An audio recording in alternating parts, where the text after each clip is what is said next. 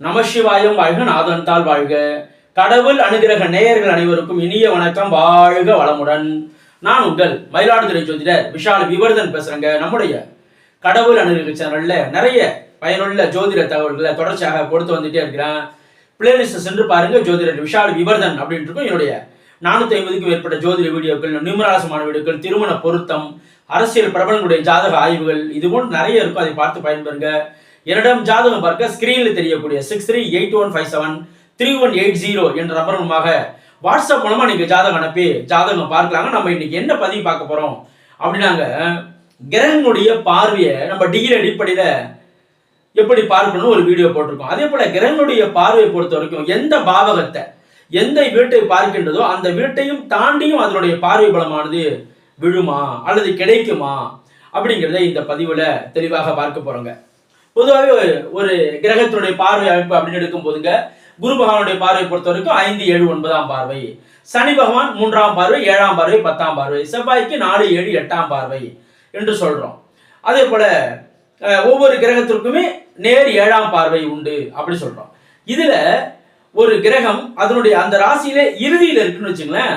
அப்ப இறுதியில இருக்கக்கூடிய அமைப்புல உள்ள அந்த இறுதி டிகிரியில இருக்கக்கூடிய அந்த கிரகத்தினுடைய பார்வை எந்த பாவகத்தில் விழுதோ அதை தாண்டியும் மற்றொரு பாவகத்துக்கு விழுமா, அந்த அமைப்பு உள்ளதா அப்படிங்கறதான் இந்த பதிவுல பார்க்கிறோங்க. அதாவதுங்க, உதாரணத்திற்கு குரு பகவான் கும்பத்துல இருக்காருன்னு வச்சுங்க. கும்பத்துல குரு 15 டிகிரில இருக்காரு. 15 டிகிரில இருக்கக்கூடிய குருவினுடைய குருவை பார்த்த வரைக்கும் முன்பின் 10 டிகிரி நல்ல பலமான பார்வை, முன்பின் 10 டிகிரில உள்ள பார்வை பலமான பார்வையா இருக்கும். 15 டிகிரிங்கிறது ஓரளவுக்கு ஒரு 75% பார்வை, அதாவது 75% வரைக்கும் அதனுடைய பலமானது இருக்கும். அதாவது முன்பின் 10 டிகிரிங்கிறது 100% வரைக்கும் நல்ல பலமான பார்வையா இருக்கும். அதுக்கு பிறகு ஒரு 3/4 பங்கு பார்வை இருக்கும்.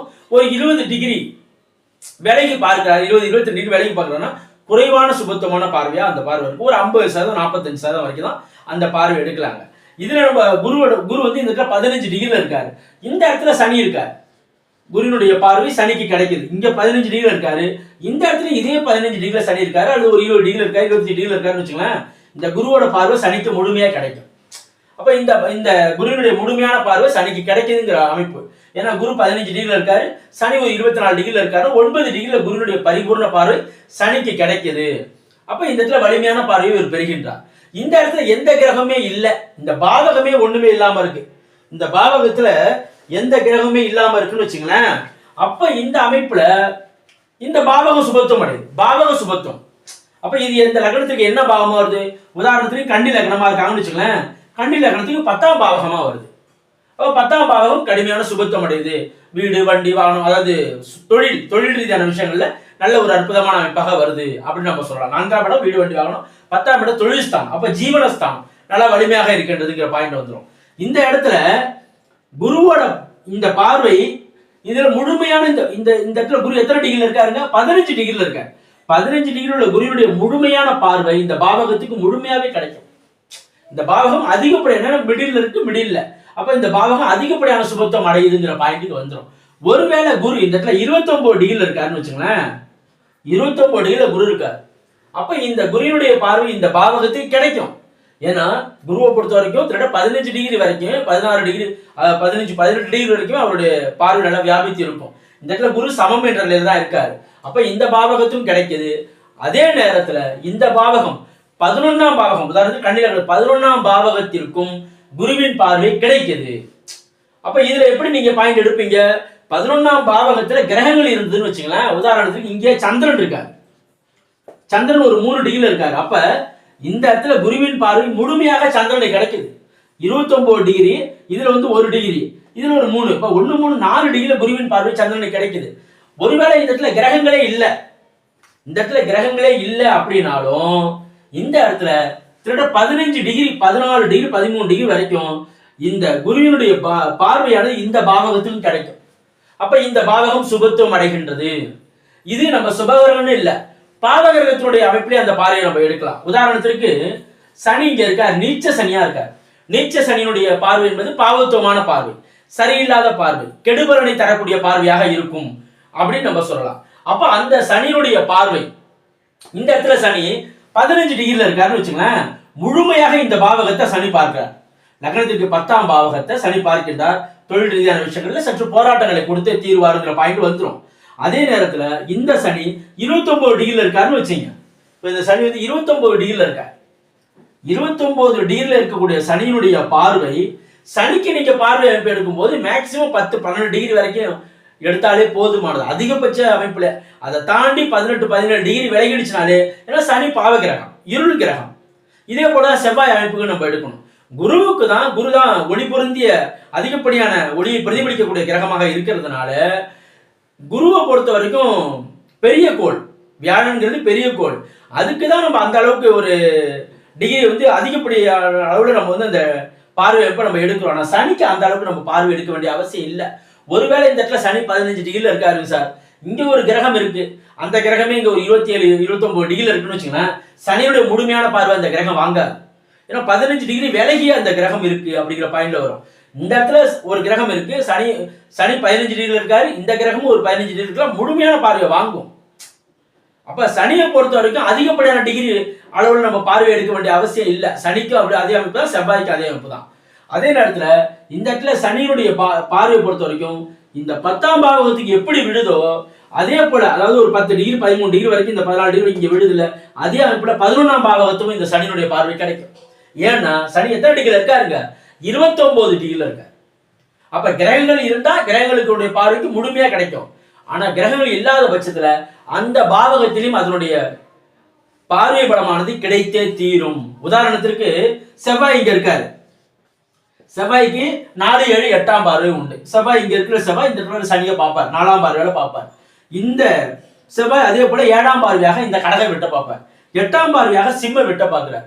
ஒருவேளை செவ்வாய் வந்து 29 டிகிரில இருக்காருன்னு வச்சுங்களேன், 7ஆம் பார்வையினுடைய தன்மையே இந்த இடத்துல எப்படி இருக்கும், மிக குறைவாக இருக்கும். அதாவது 7ஆம் பார்வையாக அதிகமா எந்த இடத்தை இவர் பார்ப்பாருன்னு நினைக்கிறீங்க, இந்த பாவகத்தை தான் அதிகமா தொடர்பு கொள்வார். அப்ப இந்த பாவத்தை பார்க்கவே மாட்டாருன்னு இல்லை, ஆனா எத்தனை டிகிரி வரைக்கும் அவர் விலகி வந்துட்டாருங்க, 29 டிகிரி விலகி வந்துட்டார். அப்ப இந்த அமைப்புல நீங்க பார்க்கும்போது செவ்வாயுடைய 29 டிகிரி பார்வை என்பது இந்த இடத்துக்கு கிடைக்கும். எதுக்கு கிடைக்கும், 27 டிகிரினா இந்த 8ஆம் பாவம், செவ்வாயினுடைய வீட்டுக்கு 8ஆம். ஆனா இந்த இடத்துல நீங்க என்ன பாயிண்ட் எடுப்பீங்க, 8ஆம் பார்வைன்னு எடுப்பீங்க. ஆக்சுவலா 7ஆம் பார்வையே பாதி அளவுக்கு கிடைக்கும், 7ஆம் பார்வையே பாதி அளவுக்கு இங்க கிடைக்கும். அப்ப 7ஆம் பார்வையே பாதி அளவு கிடைக்குது 29 டிகிரி உள்ள செவ்வாய். அப்ப 8ஆம் பார்வை அவருக்கு உண்டு இல்ல, அப்ப முழுமையாக இந்த பாவகத்தை இது பார்க்கும், முழுமையாகவே இந்த பாவகத்தினுடைய தன்மை. அப்ப செவ்வாயுடைய 8ஆம் பார்வை இங்க போகுமா சார்னா அப்படி கிடையாது, இந்த பாவகத்துக்கே முழுமையான பார்வையை கிடைச்சிடும். 7ஆம் பாவகத்துக்கு பார்வையே இல்லைன்னு சொல்ல வரல, குறைவான அமைப்புல தான் போகும். ஆனா 8ஆம் பாவகம் இருக்கு பாருங்க, அது கடுமையான அளவுல அந்த பார்வையானது கிடைக்கும். ஏன்னா செவ்வாய்க்கு 7ஆம் பார்வையும் விலகி வந்துருது, 8ஆம் பார்வை இங்கே தானே விழணும். அப்ப இந்த முழுமையான அமைப்புல இந்த பாவகமானது செவ்வாயினுடைய பார்வைக்கு ஆட்படும். அப்ப பாவகத்தையும் நீங்க பார்க்கணும். இந்த இடத்துல கிரகங்கள் இருந்தா நம்ம டிகிரி அடிப்படையில் பார்த்துடலாம். ஒருவேளை பாவகத்துக்கு கிடைக்குமா, கிடைக்கும். இப்ப லக்னத்துக்கு 3ஆம் இடத்துல குரு இருக்காரு, குரு வந்து இந்த இடத்துல எத்தனை டிகிரில இருக்காரு, 15 டிகிரில இருக்காருன்னு வச்சுங்க. அப்ப இந்த இடத்துல முழுமையான பார்வை 5ஆம் பார்வை 7ஆம் இடத்துக்கு கிடைக்குது, 9ஆம் பார்வை 7ஆம் பார்வை 9ஆம் இடத்துக்கு கிடைக்குது. அதாவது லக்னத்துக்கு 9ஆம் இடத்துக்கு 7ஆம் பார்வை கிடைக்குது. அடுத்தது 9ஆம் பார்வை லக்னத்துக்கு 11ஆம் இடத்துக்கு கிடைக்குது, இந்த இடத்துக்கு கிடைக்குது, குருவோட பார்வை கிடைக்குது.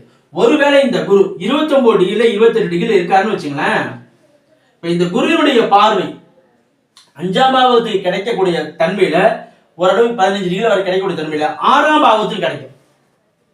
அதாவது இந்த குரு நின்ற வீட்டில இருந்து உள்ளது. அப்ப இந்த லக்னத்துக்கு 8ஆம் பாவமா வரும், அப்ப லக்னத்துக்கு 8ஆம் பாவமா வரும். இப்ப இந்த பாயிண்ட் நீங்க எப்படி எடுக்கணும், குரு இங்க 29 டிகிரில இருக்காருன்னா 7ஆம் பாவத்தை குரு தொடர்பு கொள்றாரு தான். ஏன்னா 29 டிகிரிங்கிறப்ப இந்த இடத்துல தொடர்பு கொள்றாரு. அதே நேரத்துல இந்த லக்னத்துக்கு 8ஆம் பாவகத்தையும் குரு தொடர்பு கொள்றாரு. ஒருவேளை இந்த இடத்துல சனி 1 டிகிரில இருக்காருன்னு வச்சுங்க, இங்கேயே சனி 1 டிகிரில 2 டிகிரில இருக்காருன்னு வச்சுங்களேன், இந்த குருவோட பார்வை முழுமையா கிடைக்கும். ஏன் 5 டிகிரி 7 டிகிரில சனி இருந்தாலும் இந்த குரு பார்வை கிடைக்கும். அப்ப 8ஆம் பாவகத்திற்கு குருவினுடைய பார்வை கிடைக்குதுங்கிற பாயிண்ட் வரும். அப்ப பாவகம் 8ஆம் பாவகம் சுபத்துவம் அடையுதான, சுபத்துவம் அடையுதுங்கிற பாயிண்ட் வரும். 8-12ஆம் இடம் சுபத்துவம் வந்தா வெளியிடம் தூரதேசங்களில் சென்று படிக்கக்கூடிய அமைப்பை ஏற்படுத்துமா. அப்ப அந்த அமைப்புல குருவோட டிகிரி அடிப்படையில் ரொம்ப விலகி வரும்போது இந்த இடத்துல 7ஆம் பாவகத்துக்கும் குருவினுடைய பார்வை கிடைக்குது, 8ஆம் பாவகத்துக்கும் கிடைக்குது அப்படிங்கிற அமைப்புல வரும். அப்படின்னா குரு 29 டிகிரில இருக்காரு, அப்ப 11ஆம் பாவத்தோட தொடர்பு கொள்றாரு, அப்ப 12ஆம் பாவத்தோட ஒரு தொடர்பு கொள்வார். 12ஆம் பாவகத்திற்கும் அவர் தொடர்பு கொள்வார். இது போன்ற அமைப்புல வரும்போது, மிக நெருக்கமாக நெருங்கி டிகிரி வரும்போது 2 பாவகத்தில் அவருடைய பார்வைப்படானது விழும். ஒருவேளை கிரகம் இருந்ததுன்னா அதிகப்படியான சுபத்துவம் அடையும். அப்படி இல்லைன்னா அந்த பாவகம் குறைவான சுபத்துவத்தை அடைந்தே தீரும். முழுமையான சுபத்துவம் அந்த பாவகம் அடையணும் அப்படின்னா இந்த இடத்துல குரு 15 டிகிரில இருக்கும்போது, மிடில் இருக்கும்போது, 7 டிகிரி, 8 டிகிரில, 10 டிகிரில, 15 டிகிரில இருக்கும்போது கண்டிப்பாக அந்த பாவகம் முழுமையான சுபத்துவத்தை அடையும். அப்படி இல்லைன்னா அந்த பாவகம் பாதி அளவு சுபத்துவத்தை தான் அடையும். இப்ப குருவோட 7ஆம் பாவத்தை, அப்ப 7ஆம் பாவம் சுபத்துவம் அடையுது. ஆனா அப்ப கூட நீங்க என்ன பாயிண்ட் எடுக்கணும்? முழுமையான 7ஆம் பாவம் சுபத்துவம் அடையுது. ஆனா இல்ல. ஏன்? குரு 29 டிகிரி விலகி வர்றதனுடைய பாயிண்ட் தான். இல்ல சார், அவர் 20 டிகிரில இருக்காரு, 15 டிகிரில இருக்காரு, இந்த பாவகம் நல்ல சுபத்துவம் அடையும். அப்ப இந்த பாவக சுபத்துவமும் முக்கியம். அதாவது கிரகனுடைய பார்வையை பொறுத்த வரைக்கும் பார்க்கும் பாவகத்தையும் தாண்டியும் அதனுடைய பார்வை செல்லுமானா செல்லும், தாண்டி செல்லும். அதை நீங்க எப்படி பார்க்கணும்? எத்தனை டிகிரில கிரகங்கள் இருக்குங்கிறத நீங்க பார்க்கணும். அப்படி இருக்கும் பட்சத்துல அந்த பாவகத்தையும் தாண்டி கிரகனுடைய பார்வையான குரு பார்வை, செவ்வாய் பார்வை, இது இந்த கிரகம் இல்ல, 7ஆம் பார்வையை பார்க்கக்கூடிய கிரகமும் அந்த அமைப்புல வந்துடும். எந்த கிரகமா இருந்தாலும் சரி. சுக்கிரனே இருக்காரு, இந்த இடத்துல சுக்கிரனே இருக்காருன்னு வச்சுங்களேன். அப்ப சுக்கிரனுடைய பார்வையை பொறுத்த வரைக்கும் இந்த சுக்கிரனை பொறுத்த வரைக்கும் தான் நின்ற வீட்டுல இருந்து 7ஆம் இடத்த, சூரியன் தான் நின்ற வீட்டுல இருந்து 7ஆம் இடத்த. அப்ப அது போன்ற அமைப்புல பார்க்கிறாங்கல்ல. அப்ப இந்த இடத்துல சுக்கிரன் 15 டிகிரில இருக்காரு, இந்த 7ஆம் பாவகத்தை மட்டும் பார்க்கிறார். இதே சுக்கிரன் 29 டிகிரில இருக்காரு அப்படின்னா, அதாவது இந்த தான் நின்ற வீட்டுல இருந்து 7ஆம் இடத்தை பார்க்கிறாரு, லக்னத்துக்கு 10ஆம் வீட்டை பார்க்கிறாரு. அப்ப இந்த இடத்துல 25 டிகிரில 26 டிகிரில இருக்கக்கூடிய சுக்கிரனுடைய பார்வை அமைப்பானது இந்த லக்னத்திற்கு 11ஆம் பாவகத்திலே விழும். இப்ப நீங்க இந்த பாவகத்துல தான் விழும் அப்படிங்கிற அமைப்பு எடுக்க முடியாது. சில நேரங்களில் 11ஆம் பாவகம் சுபத்துவமான அமைப்புல கூட வரலாம். அது எப்படி அமைப்புல வரலாம்? நீங்க கிரகணோட டிகிரி அமைப்பா நீங்க பார்க்கணும். இந்த இடத்துல ஒரு 27 டிகிரி 28 டிகிரி சுக்கிரன் இருக்காருன்னு வச்சுங்க. அஸ்தமனம் அடையாம சுக்கிரன் இருந்தாலே பக்கத்திலே சூரியன் புதன்லாம் வந்துருவாங்க. அப்ப இந்த இடத்துல சுக்கிரன் அஸ்தமனம் அடையாத நிலையில அவருடைய பார்வை என்பது வலிமையான பார்வையாக இருக்கும். அதே நேரத்துல டிகிரியை நீங்கள் பார்க்க வேண்டும். அப்ப பாவக சுபத்துவம் உண்டு. அந்த பாவகத்தையும் தாண்டி மற்ற பாவகத்திற்கும் அதனுடைய ஒளி செல்லுமானா செல்லும். அதை நீங்க டிகிரி அடிப்படையில் பார்க்கும் போதுதான் நம்மளுக்கு முழுமையான அமைப்பானது தெரிய வரும் அப்படி சொல்லலாங்க. இது போன்ற இன்னும் பல ஜோதிட தகவல்களை தொடர்ச்சியாக நம்முடைய கடவுள் சில பதிவு செய்வோம். நன்றி, வணக்கம். வாழ்க வளமுடன், வாழ்க வையகம், வாழ்க பிரபஞ்சம்.